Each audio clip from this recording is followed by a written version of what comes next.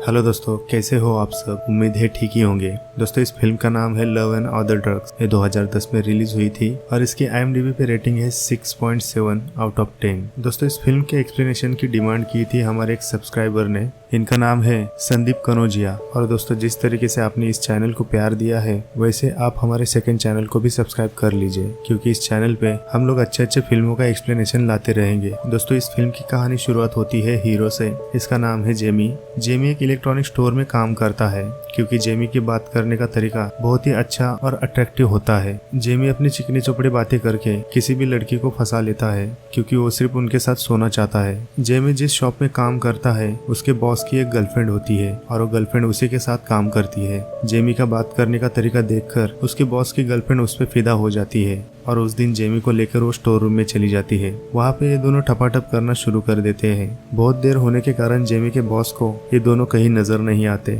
और इसलिए वो अपने गर्लफ्रेंड को कॉल करता है। जैसे उसकी गर्लफ्रेंड फोन उठा लेती है वो अचानक से नीचे गिर जाता है और इसके कारण उसका कॉल रिसीव हो जाता है और जेमी का बॉस वो सब सुन लेता है जो ये दोनों स्टोर रूम में कर रहे होते हैं। इसके बाद उसका बॉस जेमी को बहुत मारता है और उसे अपनी दुकान से काम से निकाल देता है। आगे हम देखते हैं कि जेमी अपने घर पे आ जाता है। यहाँ पे हम देखते हैं जेमी और उसकी फैमिली डिनर कर रहे होते हैं। जेमी का जॉब छूट गया है, ये सारे फैमिली को पता चल जाता है। दोस्तों, जेमी के फैमिली में उसके माँ बाप, उसका एक भाई और उसकी एक सिस्टर होती है। उसकी सिस्टर पेशे से डॉक्टर होती है और उसका छोटा भाई इसने एक ऐप डिजाइन किया होता है और लक बाय चांस उसका ऐप चल जाता है और उसी वजह से वो एक बिलियनर बन जाता है। यहाँ पे जेमी का बहुत मजाक उड़ाया जाता है। जेमी का भाई जॉस वो उस पे ताने मारता रहता है, लेकिन जेमी का भाई उसे कहता है कि तुम मेडिकल रिप्रेजेंटेटिव क्यों नहीं बन जाते, क्योंकि उस प्रोफेशन में बहुत पैसा है और ये काम तुम कर सकते हो। वहाँ पे जेमी का भाई अपने कॉन्टेक्ट से उसे जॉब दिलवा देता है। आगे हम देखते हैं कि जेमी फाइजर कंपनी में ज्वाइन हो चुका है। वहाँ पे उन सारे फ्रेशर्स को ट्रेनिंग दी जाती है। इस ट्रेनिंग के दौरान जेमी जल्दी सीख जाता है, क्योंकि वो बहुत स्मार्ट होता है। यहाँ पे हम देखते हैं कि उसे ट्रेनिंग देने वाली एक लड़की जो जेमी की बॉस है, जेमी उसके साथ भी ठपाठप कर लेता है और जब ये दोनों बेड पे होते हैं तब उसकी बॉस उससे कहती है कि तुम क्या सोच रहे हो। जेमी कहता है कि मैं पैसों के बारे में सोच रहा हूँ, क्योंकि वो कहता है कि मुझे बहुत सारे पैसे कमाने हैं। यहाँ पे हमें समझ में आता है कि जेमी किसी भी रिलेशन में सीरियस नहीं है। आगे हम देखते हैं कि जेमी की ट्रेनिंग खत्म हो जाती है और वो अपने बॉस के साथ काम करना शुरू कर देता है। उसका बॉस जेमी को एक डॉक्टर के पास लेकर जाता है। जेमी का बॉस उसे समझा रहा होता है, तुम्हारा टारगेट जितने जल्दी पूरा हो जाए उतना जल्दी तुम्हारे लिए अच्छा होगा, क्योंकि तुम्हें प्रमोशन मिल सकता है। जेमी इस फील्ड में नया होने के कारण कोई भी डॉक्टर उसे अपॉइंटमेंट नहीं देता, इसलिए जेमी हॉस्पिटल के बाहर ही डॉक्टर की राह देखता है और उसके पीछे पीछे घूमकर वो अपनी टैबलेट की सैंपल उसे दिखा देता है। लेकिन हर एक डॉक्टर उसे इग्नोर कर रहे होते हैं, क्योंकि इस फील्ड में वो नया होता है। आगे हम देखते हैं कि जेमी और उसका बॉस ब्रूस ये दोनों एक हॉस्पिटल में आते हैं और वहाँ पे ये दोनों बात कर रहे होते हैं। अचानक से वहाँ से एक लड़की गुजर रही होती है। जेमी उसे देखता है और उसे किसी नाम से पुकारता है। जेमी का बॉस उसे पूछता है कि तुम्हें उसका नाम कैसे पता। जेमी कहता है कि मुझे नहीं पता उसका नाम क्या है, मैं हर एक नई लड़की को देखता हूँ तो मैं उसे अलग नाम से पुकारता हूँ, क्योंकि वो मुझे देख सके और मेरी और उसका अट्रैक्शन बढ़ सके। और वो कहता है कि इसके बाद मैं उसे बता देता हूँ कि मेरे एक्स गर्लफ्रेंड का नाम था, जो कि उसे छोड़ के चली गई है और वो अकेला हो चुका है, जिसकी वजह से उस लड़की को उसके लिए सिंपत्ति हो जाए। लड़कियों को पाने के लिए जेमी के बाद बहुत सारे ट्रिक्स होती है। ये सारे ट्रिक्स देखकर और सुनकर उसका बॉस उस पर बहुत इम्प्रेस हो जाता है। आगे हम देखते हैं जेमी और उसका बॉस उस डॉक्टर से मिलने के लिए आए होते हैं। वहाँ पे जेमी का बॉस उसे बताता है, अगर इस डॉक्टर ने हमारे टैबलेट्स को लिया और हमारे टैबलेट के बारे में उसने लिखा तो शायद हमारा टारगेट भी पूरा हो जाएगा और हमारा प्रॉफिट भी हो जाएगा और इसके बाद हमें प्रमोशन भी मिल सकता है। वहाँ पे जेमी और उसका बॉस डॉक्टर का इंतजार कर रहे होते हैं, लेकिन डॉक्टर उन्हें इग्नोर कर रहा होता है। जेमी उसके बॉस को पूछता है कि ये इतना इम्पोर्टेंट क्यों है, हम लोग इसके पीछे इतना टाइम वेस्ट क्यों कर रहे हैं, हमारे पास दूसरे डॉक्टर भी तो है। जेमी का बॉस उसे समझाता है कि हमारा कोटा पूरा इस डॉक्टर के पास ही हो सकता है और जब हमारा कोटा पूरा हो जाएगा तो हमें शिकागो जाने का मौका मिलेगा, क्योंकि वहाँ पे हम लोग बहुत ज्यादा पैसा कमा सकेंगे। इसलिए हमें कोटा पूरा करने के लिए इस डॉक्टर के पीछे भागना ही पड़ेगा। वहाँ पे जेमी भी बहुत खुश हो जाता है। वो अपने और भी तरीके आजमाता है और उस डॉक्टर से मिलने की बहुत सारी कोशिश करता है। वहाँ पे जेमी रिसेप्शन के साथ बात कर रहा होता है। वो कहता है कि हमारे अपॉइंटमेंट बहुत लेट है और ये अपॉइंटमेंट आने तक 1 वीक चला जाएगा और वो रिसेप्शन कहती है कि तुम्हें वेट करना चाहिए अपनी अपॉइंटमेंट के लिए। जेमी कहता है कि तुम मुझे इग्नोर नहीं कर सकती। वो कहता है कि मेरा बस छोटा सा काम है, मैं बस अपने सैंपल डॉक्टर के लिए रखना चाहता हूँ जिससे मेरा कोटा भी पूरा हो सके और मैं तुम्हारे लिए अच्छे से गिफ्ट ला सकूँ। इसके बाद वो रिसेप्शनिस्ट वहाँ पे मान जाती है, उसे अपने सैंपल रखने के लिए परमिशन दे देती है। दोस्तों वहाँ पे और एक रिसेप्शनिस्ट होती है, इसका नाम है सिंडी। पे जेमी का बात करने का तरीका सिंडी को बहुत पसंद आता है और वहाँ पे हमें दिखाया जाता है कि सिंडी जेमी पे लाइन मार रही होती है। आगे हम देखते हैं कि जेमी को परमिशन मिल गई है। जेमी अपने सैंपल उस स्टैंड पे रख देता है, लेकिन वहीं पर उसके कॉम्पिटिटर के सैंपल बहुत सारे पड़े होते हैं। जेमी उसके सारे सैंपल निकाल लेता है और उसकी जगह पे अपने सैंपल लगा देता है और बाहर जाकर उसके सारे सैंपल डस्टबिन में फेंक देता है। दोस्तों यहाँ पे हम देखते हैं कि डस्टबिन के पास एक कचरे वाला होता है और वो वहाँ पर आकर वो फेंके हुए सैंपल को ले जाता है। आगे हम देखते हैं कि जेमी एक लिफ्ट में आ जाता है और वहाँ पे वो उसी लड़की से मिलता है जिसे उसने अलग नाम से पुकारा होता है। वो लड़की उससे कहती है तुम बहुत स्मार्ट हो, लेकिन मैं तुम्हारे बहकावे में नहीं आने वाली, क्योंकि वो कहती है कि एक सेल्समैन के साथ वो डेट नहीं करना चाहती। वो कहती है कि उसे डॉक्टर के साथ डेट करना है। यहाँ पे हमें पता चलता है कि वो लड़की जेमी से भी स्मार्ट होती है और उस लड़की की इसी बातों पर जेमी भी इम्प्रेस हो जाता है। आगे हम देखते हैं कि डॉक्टर जिस बार में ड्रिंक करने के लिए आता है उसी बार में जेमी और जेमी का बॉस उसका पीछा करते करते आ जाते हैं, क्योंकि ये दोनों उस डॉक्टर से मिलने की कोशिश कर रहे होते हैं। यहाँ पे हम लोग और एक आदमी को देखते हैं, इसका नाम है ट्रेड। ये वही आदमी है जो अपने सैंपल उन सारे हॉस्पिटल में दे रहा होता है और ये जेमी का कॉम्पिटिटर होता है। जिस हॉस्पिटल से जेमी ने बहुत सारे सैंपल उठाकर डस्टबिन में फेंके थे वो सारे सैंपल ट्रेड के होते हैं। जेमी का बॉस उसे बताता है कि ट्रेड बहुत ही स्मार्ट है और वो सारे हॉस्पिटल में जाकर डॉक्टर को कन्विंस करता है और अपने सैंपल वहाँ पे रख कर आता है और इसी की वजह से हमारे सैंपल बिक नहीं पा रहे और हमारा कोटा पूरा नहीं हो पा रहा। आगे हम देखते हैं कि जेमी उस डॉक्टर से मिलता है और उसे वो एक पैकेट देता है। वो कहता है कि इस पैकेट में $1000 है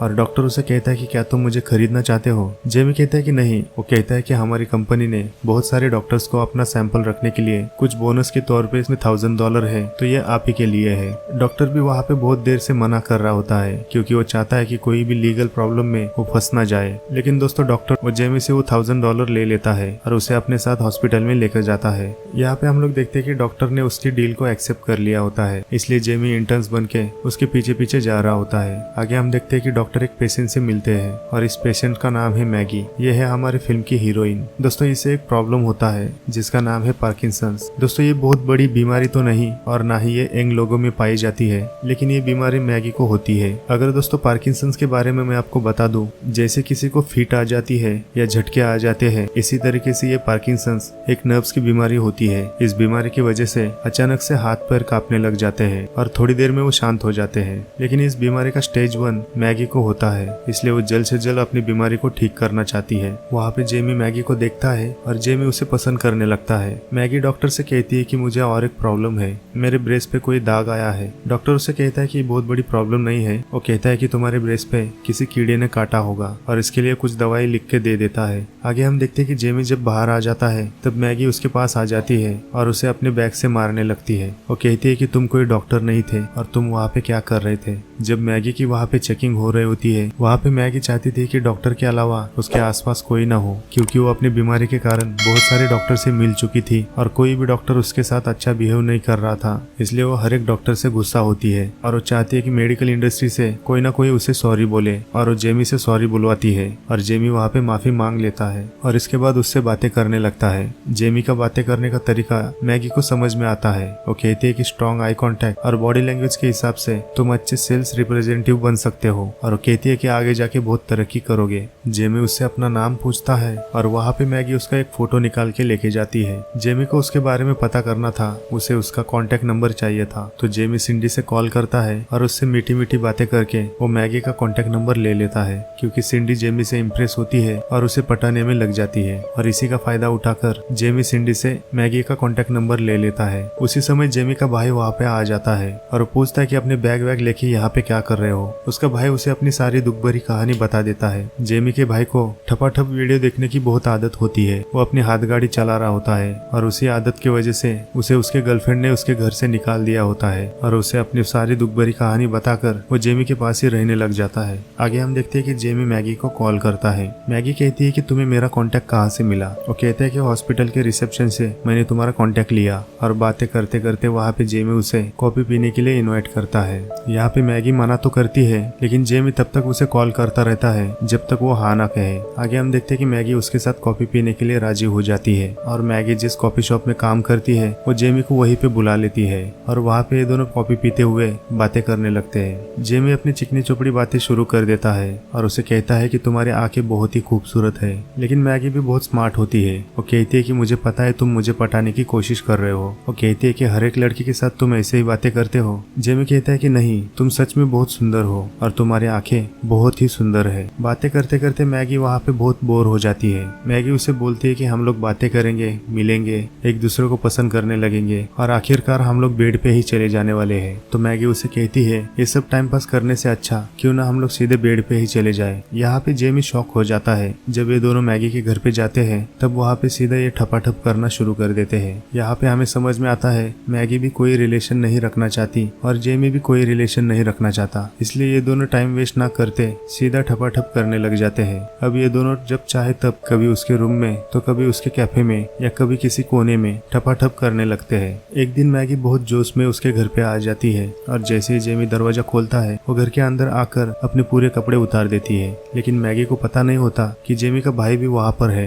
और वहाँ पे वो बहुत डर जाती है। उसे बहुत बुरा लगने लगता है। इसके बाद जेमी मैगी को लेके अपने कमरे में चला जाता है। जब इन दोनों का हो जाता है तब जेमी मैगी से बात कर रहा होता है। वो कहता है कि मुझे बायोलॉजी बहुत पसंद है और मुझे बायोलॉजी में डिग्री करनी थी लेकिन ये हो नहीं सका। वो कहता है कि उसके पिता को लगता था जेमी बहुत सक्सेसफुल और बहुत बड़ा आदमी बनेगा लेकिन ये हो नहीं सका, इसलिए उन दोनों में अनबन हो जाती है और वो अपने पिता से बहुत नफरत करता है। वहाँ पे मैगी उससे पूछने लगती है। वो कहती है कि क्या लड़कियों को तुम्हारी ये स्टोरी पसंद आती है या तुम हर एक लड़की को यही स्टोरी बताकर उसकी सिंपत्ति लेने की कोशिश करते हो। जेमी कहता है कि नहीं, ऐसी कोई बात नहीं। वो कहता है कि मैं सीरियस हूँ। वहाँ पे जेमी उससे पूछता है कि तुम्हारा बॉयफ्रेंड क्यों नहीं है, तुम बहुत खूबसूरत हो तो मुझे लगता है कि तुम्हारे 2-3 बॉयफ्रेंड तो हो ही चुके होंगे। मैगी उसे कहती है कि जैसा चल रहा है वैसे ही चलने दो और वो कहती है कि मैं कोई भी रिलेशन में नहीं आना चाहती। आगे हम देखते हैं कि जेमी फिर से उसके कॉम्पिटिटर के सारे ड्रग्स लाकर उस डस्टबिन में फेंक रहा होता है और वहाँ पे टेड आ जाता है। क्योंकि वो सारे ड्रग्स टेड के होते हैं इसलिए वो जेमी के पास आकर उसे जोर से घुसा मार देता है। क्योंकि उसे पता चलता है कि उसके सारे ड्रग्स उठाकर ये डस्टबिन में फेंक रहा होता है, इसलिए टेड उसे मार रहा होता है और टेड उसे एक सलाह भी देता है। वो कहता है कि तुम मैगी से दूर रहो, वो अच्छी लड़की नहीं है और वहाँ से निकल जाता है। वहाँ पे हम लोग देखते हैं कि एक कचरे वाला आता है। जैसे ही जेमी उस डस्टबिन में उस ड्रग्स को फेंक देता है उसके बाद वो कचरे वाला उस ड्रग्स को निकाल के वो खुद के लिए लेके जाता है।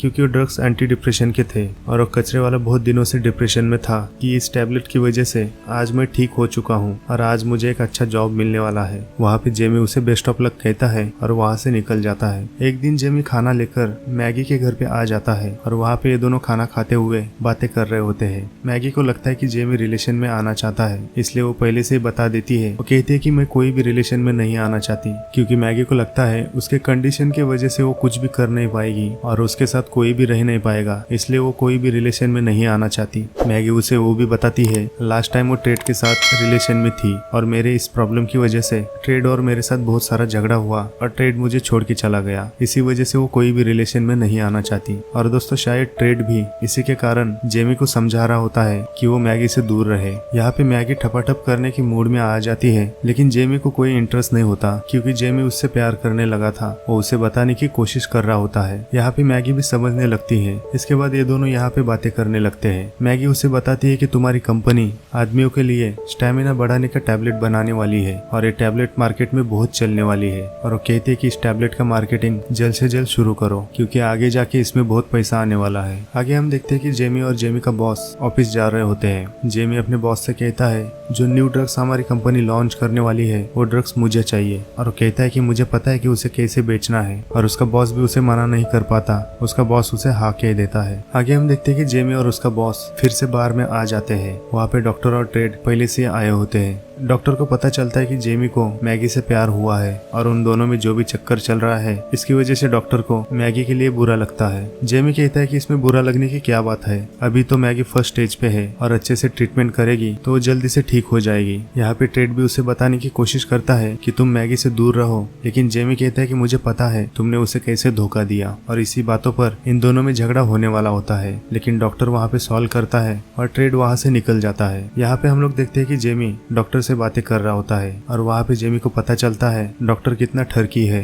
डॉक्टर कहता है कि मुझे कोई भी अच्छी सी लड़की पटाकर देने का काम तुम्हारा। डॉक्टर उसके ड्रग्स के बारे में लिखने के लिए राजी हो जाता है। आगे हम देखते हैं कि जेमी फिर से मैगी को कॉल करता है और मैगी उससे पूछती है कि तुम मुझे बार बार क्यों कॉल कर रहे हो। जेमी कहता है कि मुझे तुम्हारी आवाज बहुत पसंद है, इसलिए मुझे तुमसे बात करनी है और इसलिए उसने कॉल किया है। लेकिन मैगी उसके कॉल को काट देती है। यहाँ पे जेमी का भाई उसे पूछता है कि क्या तुम पागल हो, वो तुम्हें इग्नोर कर रही है और तुम उसके पीछे लगे हो, जबकि तुम्हें पता है कि उसकी प्रॉब्लम क्या है, तब भी तुम उसके पीछे लगे हो। अगले दिन हम लोग देखते हैं कि जेमी मैगी से मिलने के लिए आता है, लेकिन मैगी कुछ बूढ़े लोगों को दूसरे शहर के हॉस्पिटल में लेके जा रही होती है और उधर उसे 2 दिन तो लगेंगे। इसलिए जेमी कहता है कि मुझे तुमसे बात करनी है। इसलिए मैगी कहती है कि तुम यहाँ से निकल जाओ, लेकिन जेमी उसके पीछे पीछे चला जाता है और उससे मिलने के लिए, उससे बात करने के लिए वहीं पे 2 दिन उसके गाड़ी में गुजारता है। वहाँ पे मैगी उसे देख लेती है। उसे पता चलता है कि वो 2 दिन से वहीं पर है और उसे बुरा लगता है और उसके पास चली जाती है। वो कहती है कि ठीक है, हम रिलेशन में रहेंगे, लेकिन वो कहती है कि हम दोनों एक दूसरे के फ्रेंड्स को एक दूसरे से नहीं मिलाएंगे। और जेमी इन सारी बातों को मान लेता है और मैगी के साथ रहने लगता है। आगे हम देखते हैं कि उसे अपनी कंपनी के नए ड्रग्स मिल जाते हैं और वो अच्छी तरीके से उन सारे ड्रग्स को सेल करता है और वो टॉप का सेल्समैन बन जाता है। अब उसका प्रमोशन भी हो चुका है और उसका पेमेंट भी बढ़ चुका है। अब आगे हम देखते हैं कि इन दोनों की लाइफ बहुत ही अच्छी तरीके से जा रही है। एक दिन जेमी अपनी माँ को कॉल करता है और उसे अपने बारे में बड़ी बड़ी बातें बता देता है। वो कहता है कि मैंने 20,000 टैबलेट बेचे, लेकिन मैगी को पता है कि उसने सिर्फ 12,000 टैबलेट को बेचे हैं। मैगी उससे पूछती है कि तुमने अपने माँ से झूठ क्यों बोला। वो कहता है कि माँ को अच्छा लगे इसलिए मैंने ऐसा कहा। मैगी कहती है कि तुम बहुत अच्छे लड़के हो और तुम स्मार्ट हो, इंटेलिजेंट हो और तुम अपने काम में बहुत सीरियस हो, इसलिए तुम्हें अपने आप को कम समझने की कोई जरूरत नहीं है। और उसे कहती है कि तुम कितने अच्छे हो ये तुम्हें खुद भी पता नहीं। मैगी उसे मोटिवेट करने की कोशिश कर रही होती है। आगे हम देखते हैं कि जेमी फिर से बार में आया होता है। वहाँ पे जेमी उस डॉक्टर को उस लड़की से मिलाता है जिसे जेमी ने अलग नाम से पुकारा होता है और उस लड़की को डॉक्टर से मिलाता है और उन दोनों की सेटिंग कर देता है। वहाँ पे उसे मैगी की याद आ रही होती है और जल्दी से घर पे जाता है। वहाँ पे जैसे वो मैगी से बातें करने लगता है तब उसे सांस लेने में तकलीफ हो जाती है और मैगी भी उसके लिए डर जाती है। लेकिन उसी हालत में वो उसे प्रपोज करता है।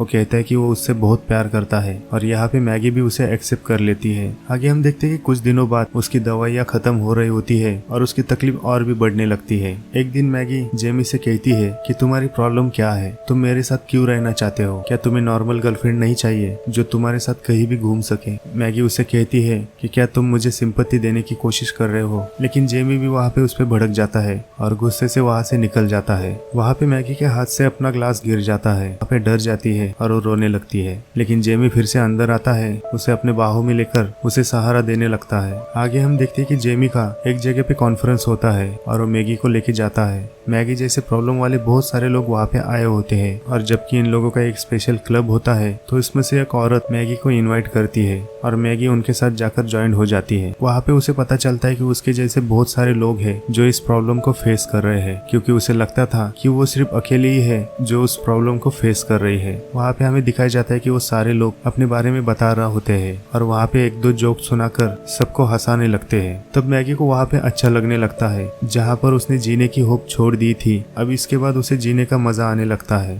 और वहाँ पर वो बहुत खुश हो जाती है। मैगी जेमी को टेक्स्ट मैसेज करती है और अपने मीटिंग खत्म होने के बाद उसके क्लब में बुला लेती है। जैसे ही जेमी उसके क्लब में आ रहा होता है वहाँ पे वो नाश्ता करने के लिए चला जाता है और यहाँ पे और एक आदमी आया होता है। जेमी उस आदमी से पूछता है तुम्हारा रिलेशन तुम्हारे वाइफ के साथ कैसा है। वो आदमी उससे पूछता है क्या तुम अपने बीबी के साथ आए हो। जेमी कहता है कि नहीं, मैं अपने गर्लफ्रेंड के साथ आया हूँ। वो आदमी उससे कहता है कि तुम ये रिलेशन यहीं पे खत्म कर दो। तुम किसी भी लड़की से प्यार करते हो क्योंकि उसमें कुछ क्वालिटीज है इसलिए तुम उससे प्यार करते हो, लेकिन वो कहता है कि ये बीमारी वो सारी क्वालिटीज उस लड़की से छीन लेता है। और वो आदमी उससे कहता है कि मैं अपनी बीवी से बहुत प्यार करता हूँ, लेकिन मैं चाहता हूँ कि अगली बार मैं इस बीमारी को फेस नहीं करना चाहता। आगे हम देखते हैं कि जेमी इस बारे में बहुत सोचने लगता है कि मैगी को इस बीमारी से वो मुक्त कराएगा। इसके लिए जेमी मैगी को बहुत सारे हॉस्पिटल में लेके जाता है, अलग अलग टेस्ट करवाता है और बहुत सारे ट्रीटमेंट करवाता है। यहाँ पे जेमी अपने जॉब में, अपने सेल्स में बहुत आगे बढ़ चुका था। उसने बहुत कम समय में सक्सेस पाया था, लेकिन जेमी मैगी के कारण अपने जॉब पे ध्यान नहीं दे पा रहा। यहाँ पे मैगी भी बहुत परेशान हो जाती है क्योंकि अलग अलग हॉस्पिटल जाना, अलग अलग ट्रीटमेंट करना उससे वो चिढ़ जाती है, इसलिए उसे बुरा लगने लगता है क्योंकि मैगी को लगता है कि उसके कारण जेमी अपने जॉब पे प्रॉपर ध्यान नहीं दे पा रहा और वो अपने काम में पीछे पड़ रहा है। हॉस्पिटल के बाहर आने के बाद मैगी उससे बात करती है। वो कहती है कि तुम ये सब क्यों कर रहे हो, इस बीमारी के साथ मैं रह सकती हूँ हूँ, तुम्हें ये सब नहीं करना चाहिए। और वो कहती है कि इस प्रॉब्लम से अगर मैं छुटकारा नहीं पाऊंगी